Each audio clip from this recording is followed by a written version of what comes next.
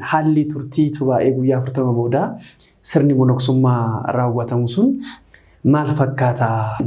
Garuu akka seeraatti hin gannazamuu qabu. Akka matsaafirraa jedhutti monokseen hojii dhabee qoobisa tarsaasee hodhaa kan jedhamu dhageen ture. Maal jechuudha kuni? Hojii yoo dhabe jechuun hojii dhabuun qabu jechuudha. Monoksummaa namni tokko nama hojii dhabeetu achi keessa taa'a yookaan immoo hojii dhabanii hojii addunyaa warra jibbantu taa'a jedhanii warroota kaasanii fi magaalota keessatti baay'inni monoksoota hedduu ta'e argina. Haalli jiraattummaa isaanis kan biyya lafaarratti adda kan hin baane warra gaa'ilaan jiraatanirraati wanti adda ba'e hamma hin fakkaannetti yeroo arginu jirra. Kun immoo madaallii monoksummaa keessatti akkamitti ilaaluu dandeenya?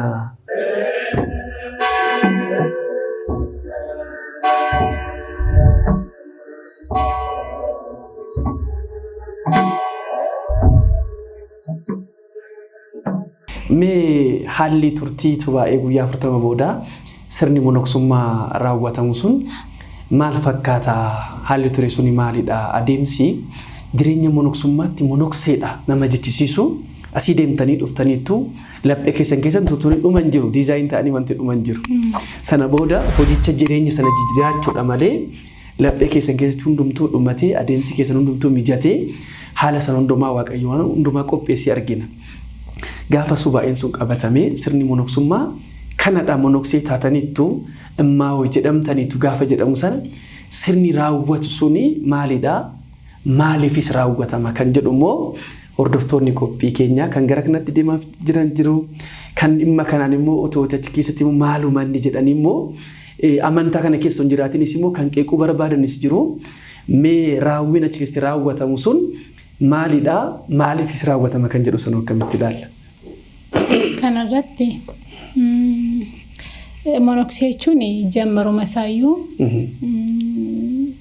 monokosee ማለት moote ማለት ነው jedha matsaafa monokosaatirra. Monokosee jechuun du'eera jedha. Du'eera yeroo jedhu immoo awwaalame biyya lafa kanarraa dhabame tuun taane namummaa isaa akka jirutti ta'ee hundumti isaayyuu nyaati isaallee adeemti isaallee uffannaan isaa wanti hundumtuu kan warra kaanirraa adda. Addunyummaa gadhiisee du'eera jechuudha bakka wanta biraan qabu jechuudha du'eera. Amma gaafa nama monokosiisanii tsalooti fitaatii muluu isaatu godhama yookaan guutuu isaati. Du'eef taasifamu sana jechuudha.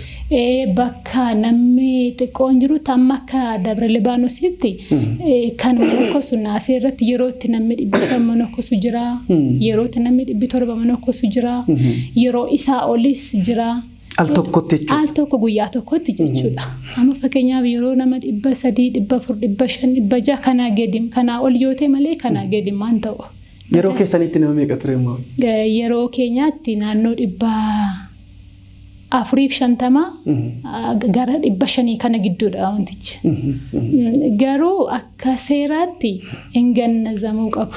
Akka matsaafirraa jedhutti abbootis akka nu barsiisanitti akka isaan nu barsiisanitti nu hin beeknu. Ganaa ijoollee barumsarra waan jirruuf nuti hubannaa qabaannee mini garuu abbootii kan isaan nuuf firanii akkuma nama du'eetti abjadeedhaan gannazamuudha. Garuu achitti immoo namni waan baay'atuuf nama 300 monokosi yoo ta'e yookaan nama 400 monokosi yoo ta'e nama kana hunduma isaa ganaa abjadeetti maranii bakka hidhamu sana hidhanii hundumaa waliin ga'utti sa'aatiin hin jiru. Dhugaadha. Sa'aatiin waan hin jirreef sun lapheedhaan akkuma waan kafanaman sanatti amantii guutuun fudhatamee tsalooti fitaatii kan godhamu sun immoo hunduma isaa jalqabaan xumuraatti tokkotu hin hafin hin godhama. Mataan isaanii sinaadama. Bakka biyya lafaa kanarratti bareedina barbaadu. Amma rifeensi mataa kan inni guddatu geexiidhaa fi bareedinaaf jechuudha. Keessattuu shamarraniif immoo faaya isaaniidha rifeensi isaanii kan jedhu qulqulluun Phaawulos barreesseera. Namni kun immoo monokosee mataa isaa kan inni addatuu fi tokkoffaa rifeensi mataa isaa baay'ee yoo guddatee dubara ta'e bareeduu danda'a. Bareedinni fuula isaatii dabaluu danda'a. Gaafa bareedinni isaa dabalu immoo nama biraatti fatanaa ta'uu danda'a. Namatti akka inni fatanaa hin taane inni tokko. Inni lammaffaan immoo du'aa waan ta'eef bakka hin qabu bakka waan barbaadu hin fedhu miidhagina addunyaa kana. Du'aan kee biddeen hin nyaatu.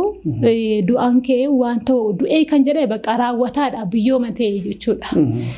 Kanaaf jecha monoksii jechuun bakka kan du'aa wanta jedhan waan ta'eef hiiknisaa geexis bareedina hin barbaachisu mataan haadamuu qaba kan isaan gannazanne yookaan kafanan sun immoo bakka du'eeraa jechuudha wanti biraan hin jiru. Kanaaf fedhii addunyaa kana keessaatii ba'eera qabu homaan barbaadu fedha kana dhiiseera kanaaf addunyaadhaaf du'eeraa jechuudha. Addunyaadhaaf du'eeraa jechuudha kanarratti immoo seerri isaa akkasii garuu hin nyaatu jechuu miti. Addunyaadhaaf du'eera gaafa jennu lubbuudha jechuun foon hin jira fedhii addunyaatiif garuu hin jiru kan jedhu sana qabanne. Hin nyaatu jechuutu hin taane hamma inni nyaatu maxana qaba yookaan hanga qaba. Sa'aatiin itti nyaatu sa'aatiin murtaa'e hin jira. Yerootti baay'eetu nama beelessuullee quufanii garaa ofii guuttatanii nyaachuun bakka itti dhoowwu jira. Xinnoo masee nyaatanii kan yerootti dhiifamatu jira. Kunis immoo nyaachuun dhuguun cubbuu ta'eetu hin taane foon uffatamee waan jiruuf wanti gaariin yeroo hundumaa yoo nyaatame wanti gaariin yeroo hundumaa yoo dhugame foonni namaa dabalaa waan deemuuf dhiigni namaa dabalaa waan deemuuf foonni immoo giddaaji gara foonii waan sabduuf lubbuun immoo gara lubbuu waan sabduuf fatanaa akka hin taane. Kaayyoo sanas akka namaan hin gufachiisne kaayyoo sana akka namaan hin gufachiifne monokseen akkas nyaata akkas uffata akkas ta'a jedhee namni biraatis gufuu akka gufuu hin taane nama biraatis gufuu akka hin taaneef hundumayyuu likkiin ta'uu qabaa jedha matsaafi.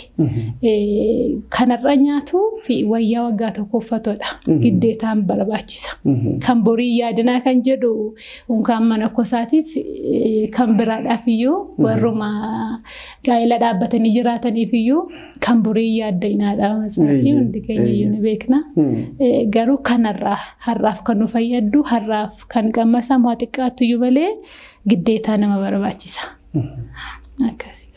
Guddaa galatoomaa sagalee jireenyaa sinaa dhageessisu.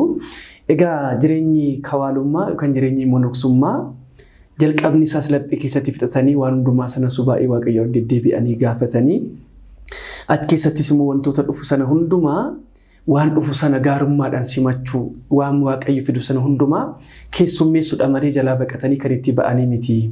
Sirni raawwatamu suni rifeensa haddatanii uffata baafatanii sirni fitaatee yookaan immoo hiika taasifamee addunyaa kanarraa du'e jedhamee humaan barbaadu miidhagina isaas qarshii addunyaa kanaas ogummaa addunyaa kana hundumaa dabarsee waaqayyoodhaaf kan itti kenne falaasama jireenyaa isa dhugaatii jedha qulqulluun Yohaannis afaan warqee. Jireenyi monoksummaa falaasama jireenyaa isa dhugaa biyya lafaarratti ergamoota fakkaatanii jiraachuudha. Ergamoonni qotanii, hin aramanii, hin fuudhanii, gaa'elan qabanii waa'ee miidhagina addunyaa kanaaf beekumsa addunyaa kana ture waaqayyo wajjin qofa galataan jiraachuudhaan jettanii jirtu. Egaa adeemsa monoksummaa kana keessatti wantoonni darban egaati baay'ee jira akkuma kitaabni mana kosootaa dubbatus. Tokkoffaa akkuma kaastan jalqabarraati durbummaadhaan jiraachuu dhiiraafis durbaafisidha. Tajaajilaan jiraachuu jireenya hojii hojjetanii jiraachuu jireenya callisummaadhaan jiraachuu ulaagaawwan kana keessa jira. Egaa monokseen addunyaa kanaaf du'eera waan jiraatuuf hin qabu. Garuu jireenya kawaalummaa keessatti immoo tajaajila gaafa jennu hojii baay'ee hojjetaniit waan xiqqoomoo nyaataniit yeroo hundumaa hojjechaa jiraachuudha.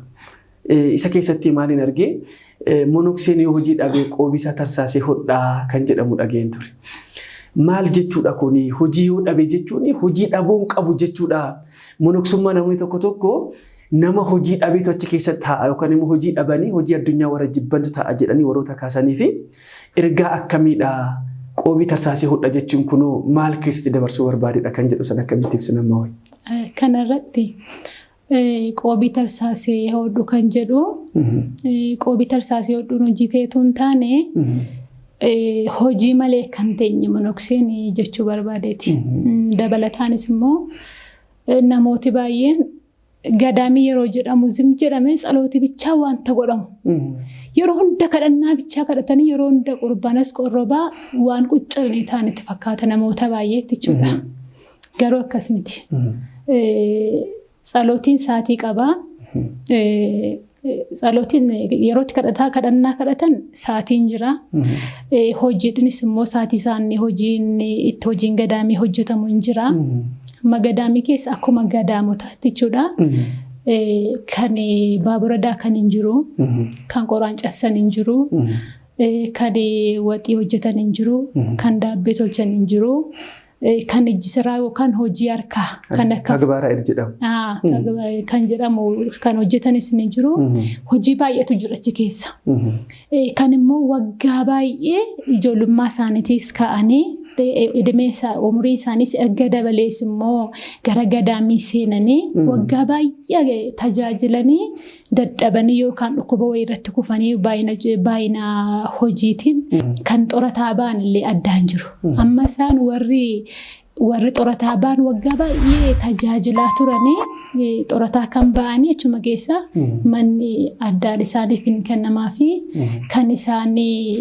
kan ijoolleen isaan gargaaran kan ijoollummaan jiran kan akka keenyaa isaan baay'ee waan dadhabanii jiraniif idimeen isaanis baay'ee dabalaa waan ta'eef nummoo warri dhiirotaas haa ta'u warri dhiirota gargaaru warri shamarranii immoo harmoota warra dadhabanii akkas ta'an gargaaru isaaniin kunuunfamaa. Jarri jechuudha. Sa'aatii 24 tsalootiidha. Abbootiin soorama ba'an kun jedhama. Warri soorama ba'an kun sa'aatii 24 tsalootiidha isaan. Sa'aatii hin qabanii hojii biraan hojjechaa turaniiru. Yeroo humna qabanitti fiigaa waan turaniif amma immoo dadhabaniiru giddeetaa gargaaramuu qabu jarri kun isaan. Akkuma namni bakkeedha haasa'u yookaan gadaamii yeroo jedhamu bakka ta'anii tsalooti bichaa godhaniidha akka isaan jedhanii warri idimee umurii isaanii deeme kun dhuguma tsalooti bichaa godhu warri xorataa ba'anii jiranii jechuudha. Warri kaan immoo warri ijoollummaadhaas jiran ijoollummaas ta'uu baatee warri socho'uu danda'an hojii humna isaanii hojjechuu kan danda'an hundumtuu gahee hojii qabaa. Hojiitti kenname gadaamiin hojii kenneef san hundumtuyyuu inni qoraan cabsus qoraansaa cabsaa inni bishaan naqus bishaansaa waraabaa inni hojii bifa adda addaatu jira hojii isiniin jedhee ragaa sa'aatii keenya gabaabsuuf hojiitti kenname sana dirqama ba'u sa'aatiin tsalootii immoo kan itti godhamu jira. Sa'aatii guyyaatti gizee torba akka ta'e kiristiyaan hundumtuu ni beeka.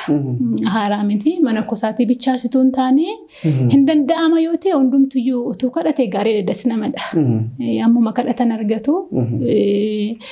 Nama biraas warri tidaaree gaa'ilaan jiranis isaanis utuu guyyaa torba kadhatanii waaqayyoon jibbu.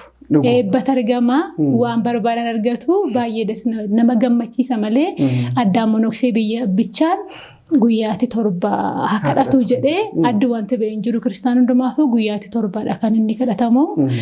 Jarri kun immoo warri hojii hojjetan ardiitota jedhamu. Gargaartota jechuudha. Sa'aatii tsalootii isaaniitu tuma hojii hojjechaa jiranii yeroo itti maqxuriyaa isaanii yadarrasan hin jira.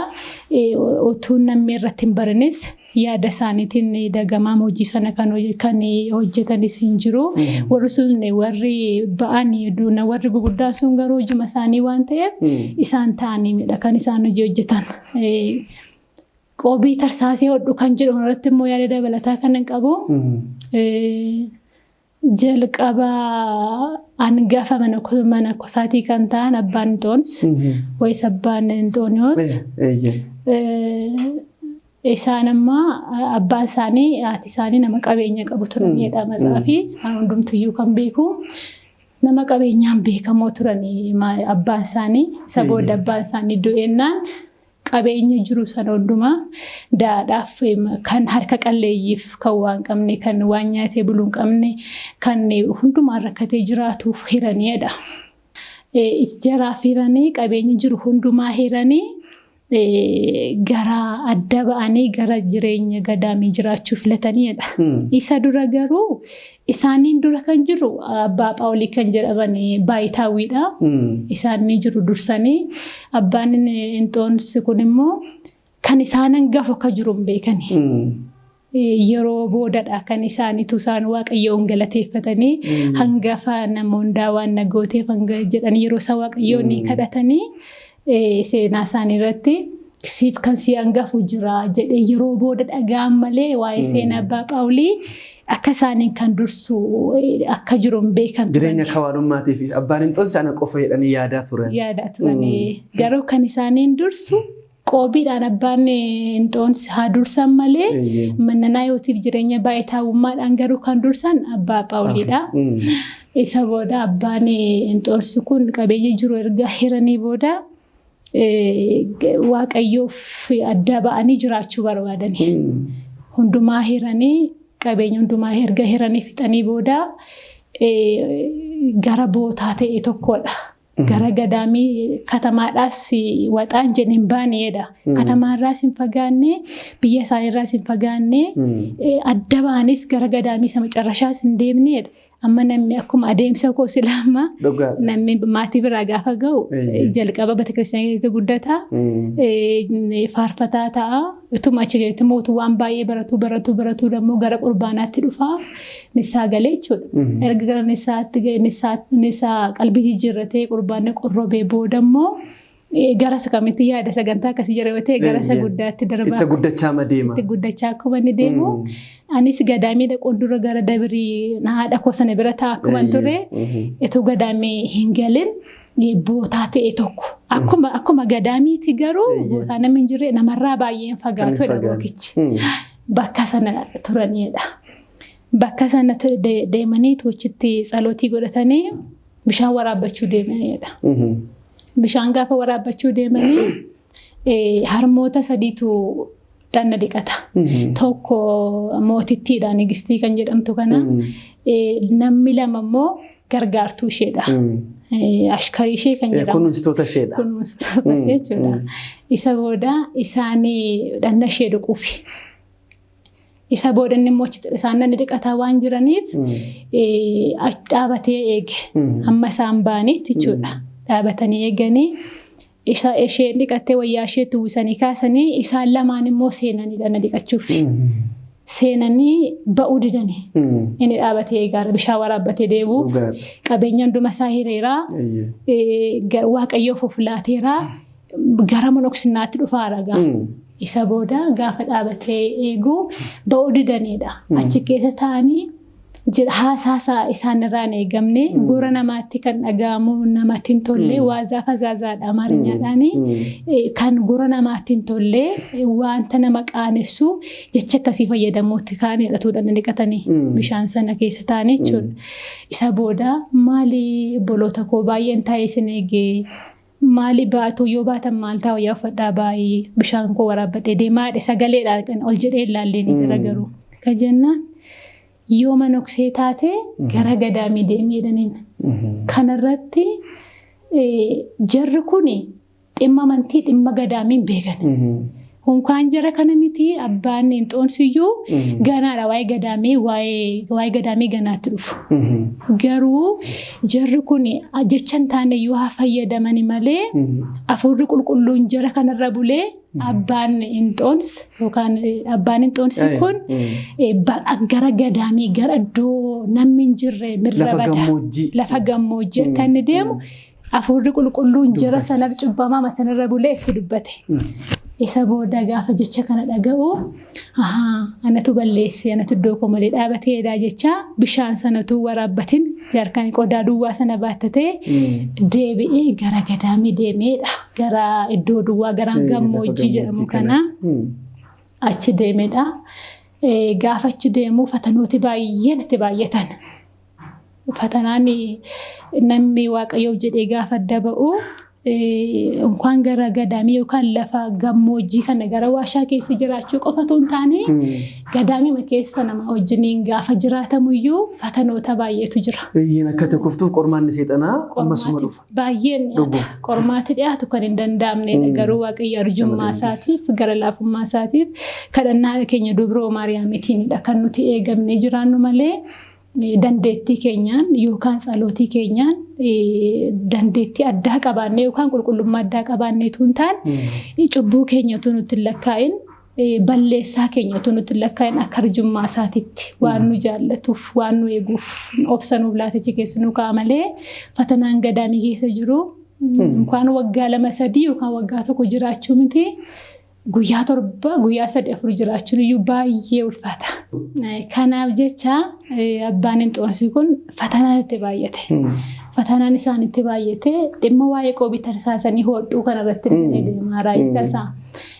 Gaafa isaan fatanaan isaan itti malee baay'atu xiphatanii baqa. Isa booda ijoolleen duuka bu'otamuu qabu. Ijoollee isaanii jechuudha. Fakkeenyaaf namni yoo anni Edimeedhaa umurii koodhaanis jireenya gadaaminsi jireenya monoksummaatiin yoo kana nangaa kutee nama tokkoof ijoolleen na dudduubaan ganaa dhufan warra amma faarfataa jiran ganaa qorrobaa jiran immoo ganaa uffata kanaa warri qaban immoo na dudduubaan ganaa akkaataa isaa barachaa gaafachaa akkuma itti deeman faana keessa warra hordofan jechuudha. Isaanis duuka bu'oota qabu turan ijoolleen isaanii wajjin deeman isaan irraa baratan baay'atanii bootaa isaan jiran sanatti jechuudha. Isa booda Gibsiidha biyyichi gaafa isaanii itti baay'atanii isaanii ofii isaaniitti waashaa sana keessa taa'anii jaraaf gadaamii hundeessan warra duukaa bu'aasan utuma fatanaan itti baay'atu warra duukaa isaan duukaa deemaa jiran ijoollee hafuuraan argatan sana jechuudha. Hafuuraan argatan sanaaf haala mijeessanii gadaamii addaan isaaniif gadaamii baasaniif Gibsii keessatti jechuudha. Bakka isaan ta'amanii manooriyaa isaanii yookaan bakka boqonnaa isaanii bakka isaan ta'anii waaqayyoon kadhatan isaaniif godhanii isaan tajaajiloo isaanii yookaan qabsuura isaanii ittuma fufanii kophaa isaaniitti jechuudha jaraaf iddoo kennanii waan baay'ataniif ijoollee isaanii isa booda ituu isaan kanaan baay'ee seexanaa wajjiniin wallolanii isaan garuu abbaan Inxoonsi kunii hojiin beekanii salootii malee saatii sanatti. Salootii kadhannaa bichaa godhatu hin sagadu. Waa'ee waaqayyoo dhibba lapheen isaanii jaalala waaqayyootiif guutameera. Yaada biraa of keessaa hin qabani. Mul'uudhe bakka guutummaan jireenya isaanii waaqayyoof bitameera. Garuu isa monokseen yeroo saatii kadhannaa isaatti kadhannaa kadhate saatii kadhannaa xumurratti hojii hojjetu akkasii kana hin beekani. Maaliif yoo jedhamu immoo ganaa jalqaba waan ta'aniif kan isaan barsiisan isaan dura namni jiru hin beekani isaan nama jiru hin beekani.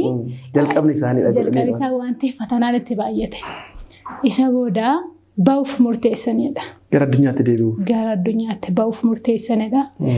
Miila isaanii tokko baasaniidha. Miilli tokko keessa jiradha. Ba'atti isaanii keessa. Ba'atti isaanii keessa. Miilli isaanii tokko ba'eera la jira. Miilli tokko immoo mana keessa jira.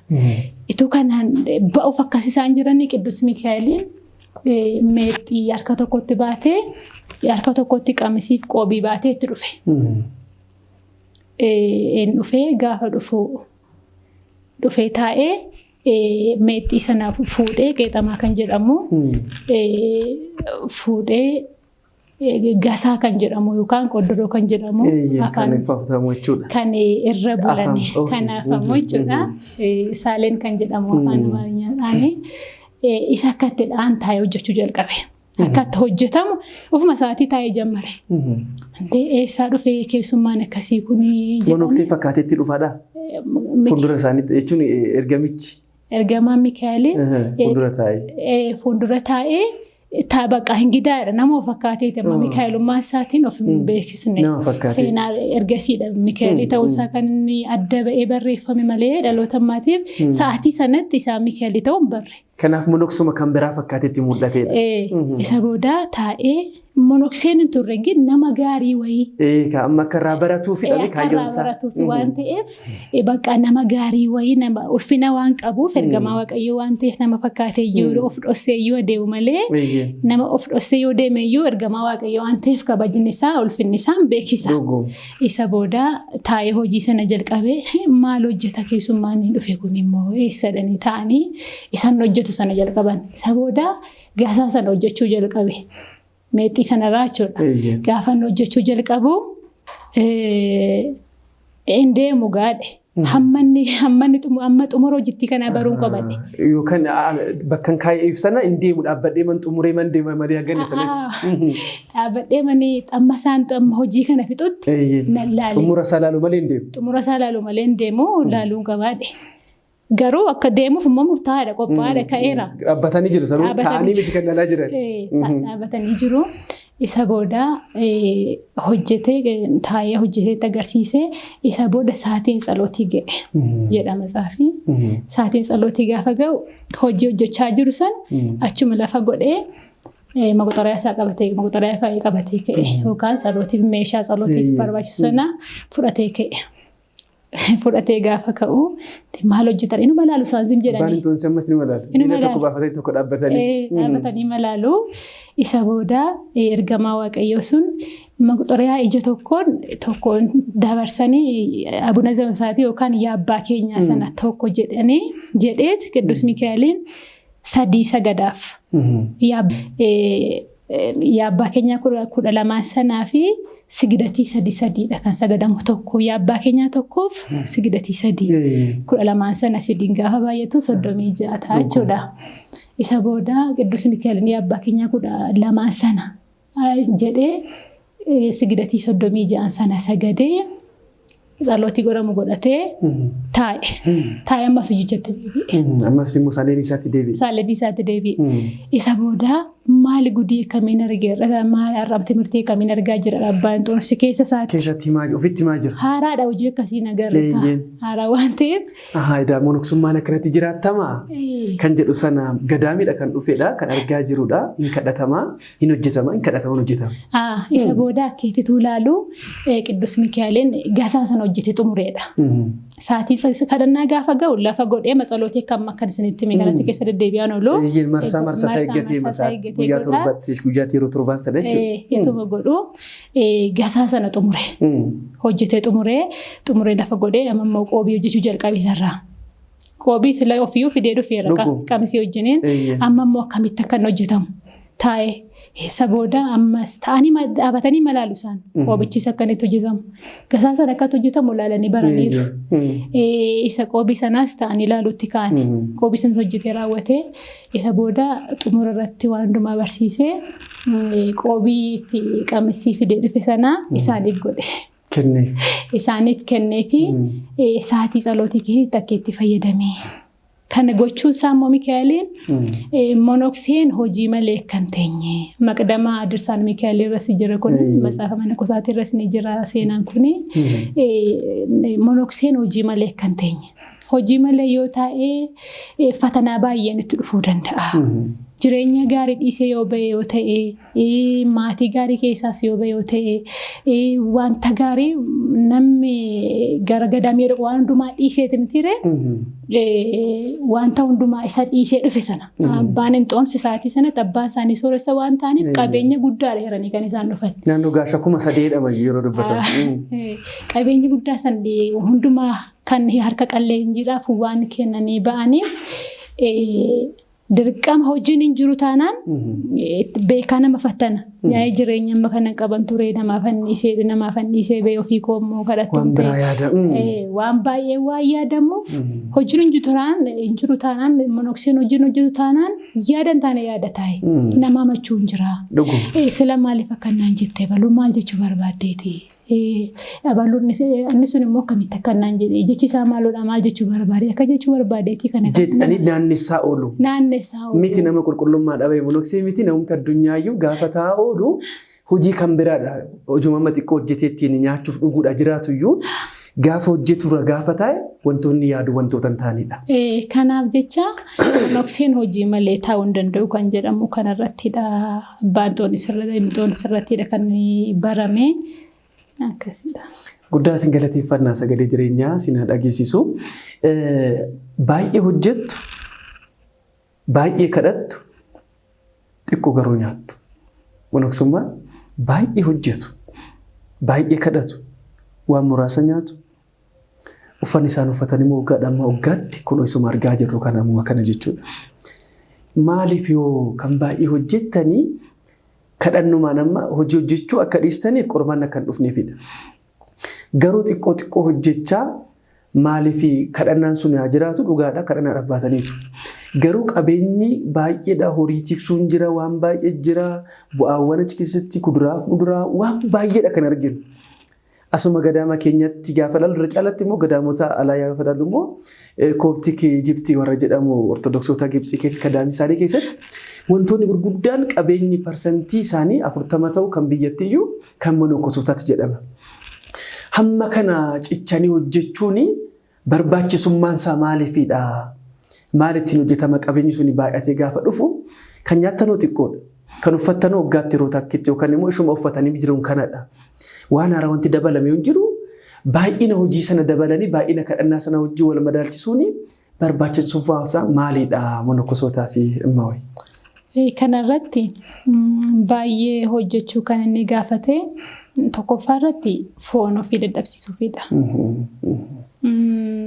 Baay'ee hojjechuun foonni nama akka dadhabuufidha. Isa lammaffaa irratti immoo wanta hojjetamu sun immoo gadaamiidhaaf bu'aadha. Gadaamiin sun immoo kan inni hundeeffame seenaa qulqulluu tokkootiin fakkeenyaaf kan Dabra Libaanos yoo fudhanne Tsaarqaanii Maaramiis yoo fudhanne gadaamoti baay'een hin jiru kan nuti maqaa isaanii hin beekne illee ni jiru.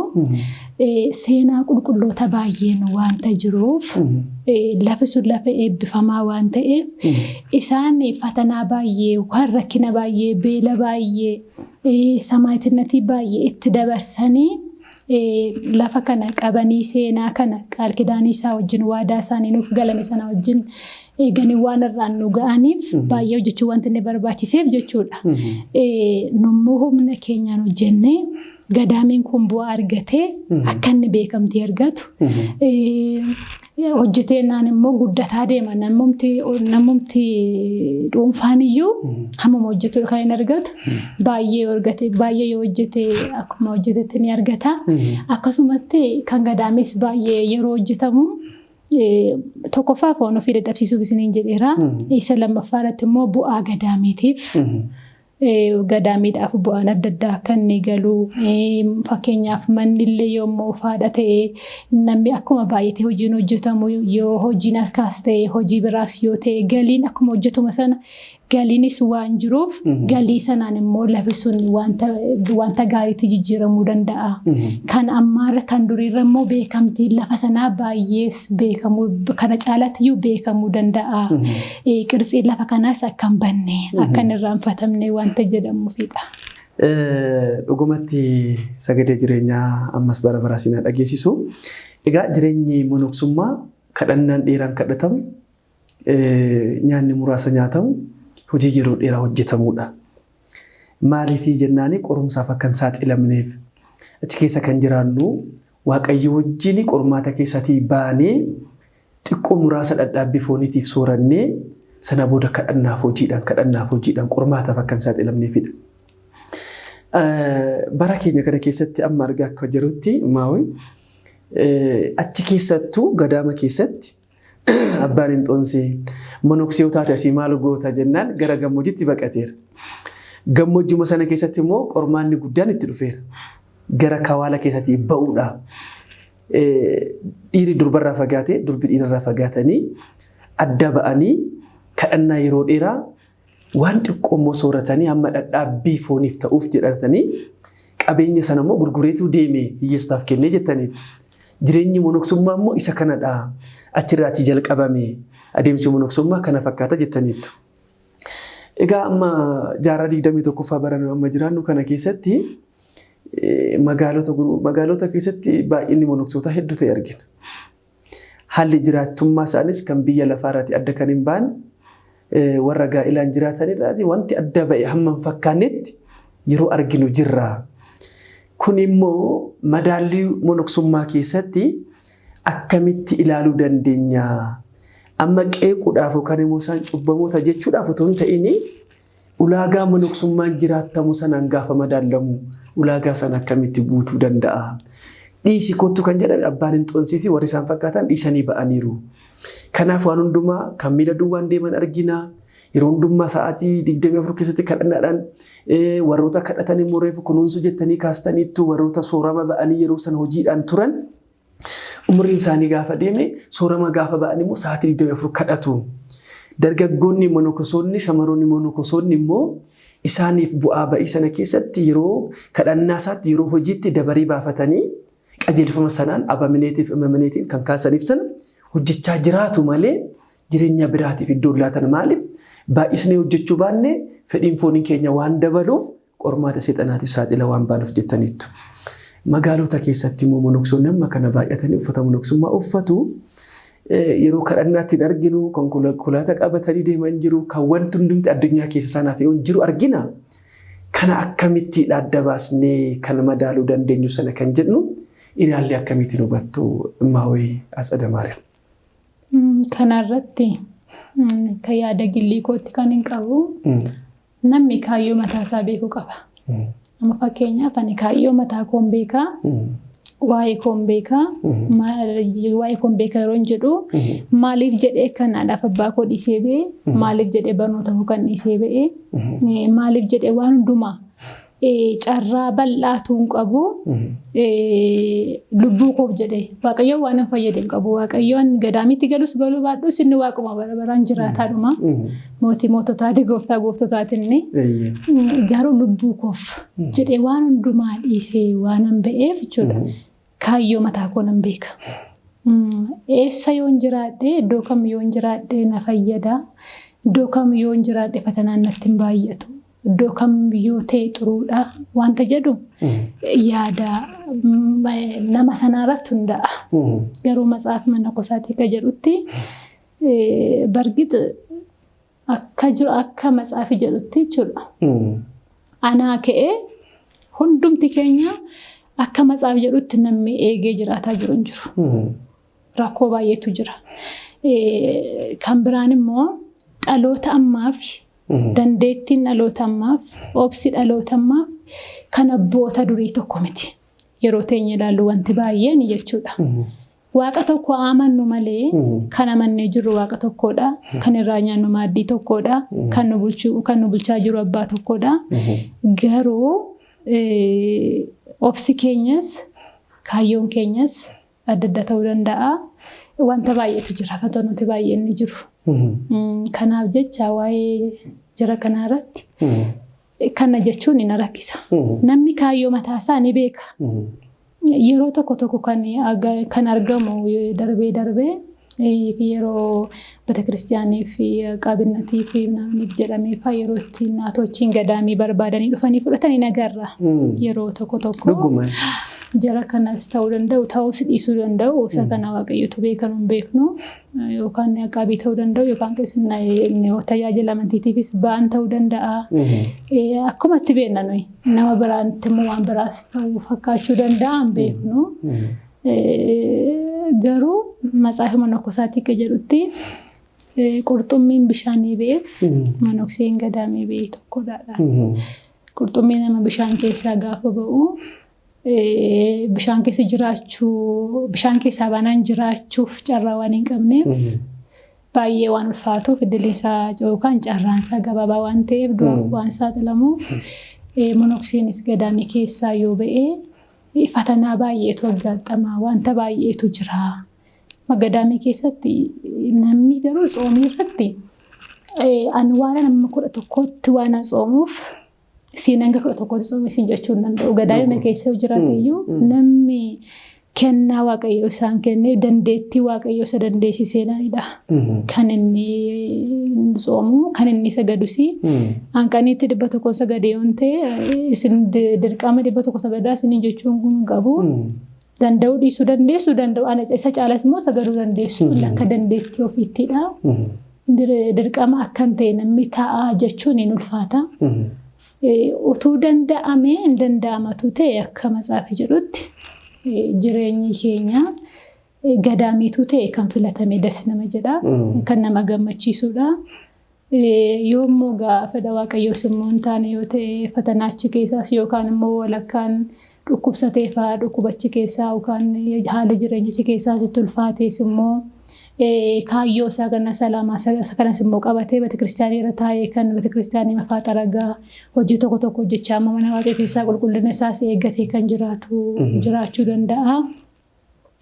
jarrisi ituun danda'ama ta'e gaariidha gadaamiitu filatamaadha yookaan immoo fayyaas dhabanii haalli itti jiraatanis obsis dhabamee baqa yookaan namaa wajjinis jecha namaas danda'uu dadhabanii kennaan nama hunda keenyaa tokko miti isiniin jedheera kan dafee aarus jira kan waan baay'eetti intini jedhu jira kennaan akkuma fuulli keenya adda addaa kennaan keenya adda addaa waan ta'eefi baqa fatanaama yookaan qormaata numarra bulee fakkeenyaaf tagabarbeetii keessaan hojjedha yookaan mana daabbee keessaan hojjedha yoon ta'e haatumti anaaf hangafa taatee na hojjisiisu tokko suman hojjechaa jiru kun sirrii miti jettee dhuftee yoo isheen jecha tokko naan jettee ani hin danda'u obsan qabu yoon ta'e jecha isaan haati sun naan jedhan irratti fatanaa gadaamii waan ta'eef abbooti darban harmooti darban fatanaa baay'ee dabarsaniiru ani immoo obsuun qaba jedhee yoon ofii kootii obsee gad of qabee hinnis na ta'e kunu anoo kana sirriitti hojjedhe maaliif kana naan jettan jedhama taanaan baay'ee rakkoodha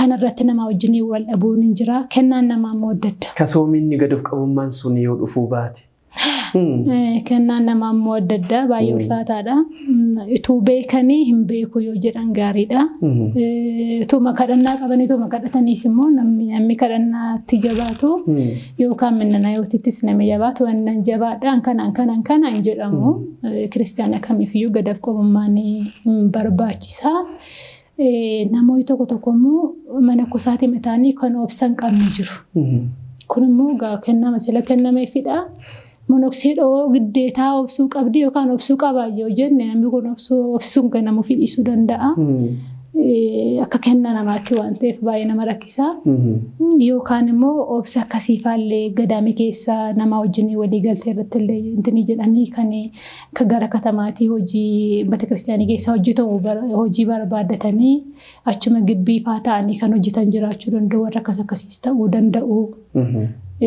Jarri kun yookaan adeemsa monoksinaa dhiisanii jiraataa eegaan jiran jechuufi jechuun nama rakkisa. Maaliif nama rakkisa isiniin jedha yeroo baay'ee matsaafa irratti wanta arginu guyyaa duriyyee fakkaatanii wayyaa addaa uffatanii koobii immoo godhatanii deemanii halkan immoo barmeelatti bishaan waraabanii kan keessa dhaabataa bulantu jira. Hojii namni tokko mana kosaatii mataanii harmoota isa ta'an abboota ta'anii mannanaa yootiin isaanii kan xanakkaree jiru yookaan akka inni jabaateeru ofirratti barsiisuu kan hin barbaanne jiru. Achuma gadaamii keessa ta'aniyyuu wanta baay'ee nagarra mistiraan wanta baay'eetu jira. Gaafa silaaltan haasaan isaanii haasaa monoksii irraa eegamu fakkaatu akkaataan uffannaa isaanii waan isaa garaas hin gabba'an qaamaanni wanta akkasii jettu garuu namni sun yeroo inni barmeela keessa dhaabatee tsalootii tsallaa bulutu jira.